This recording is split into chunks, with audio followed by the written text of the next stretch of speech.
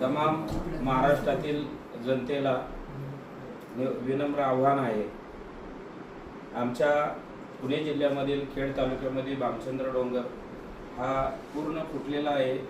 हे अस्तव्यस्त अवस्थेमध्ये आम्हाला पावत नाही वारकऱ्यांना, म्हणून आज आदरणीय शंकर भाऊ मांडेकर यांच्या सदनामध्ये आम्ही आलेलो आहोत आमचा न्याय मागण्यासाठी, वारकऱ्यांना न्याय हक्क मिळण्यासाठी की शंकर भाऊंनी हा आमचा मुद्दा संसदेमध्ये उठवावा आणि भामचंद्र डोंगर वाचवावा अशी आम्ही विनम्र त्यांना विनंती करणारे भाऊंना आणि हे निवेदन देण्यासाठी अखिल वारकरी सेवा संघाचे सर्व पदाधिकारी, श्री शक्ती आणि आम्ही सगळे पदाधिकारी याच ठिकाणी, जिल्हा अध्यक्ष आहेत, स्वातीताई, उपाध्यक्ष ज्योतिताई आहेत, इकडे वारकरी सेवा संघाचे सर्व राष्ट्रीय विश्वस्त आहेत, आबा आहेत, नानासाहेब आमचे शिंदे आहेत आणि इकडे जे भामचंद्रावरती वयाच्या 10व्या वर्षापासून ज्यांनी साधना केली, की ज्यांनी आई वडील सोडलं, पालापाचोळा खाऊन ज्यांनी तो साधना केली, ते आदरणीय मधुसूदन महाराज पाटील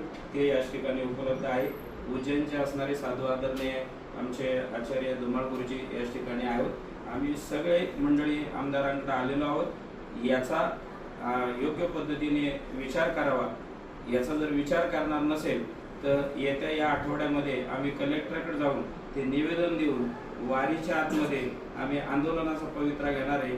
हे तमाम महाराष्ट्रातील सर्व वारकऱ्यांना हे सूचित करण्यात येते। रामकृष्ण हरी, रामकृष्ण हरी।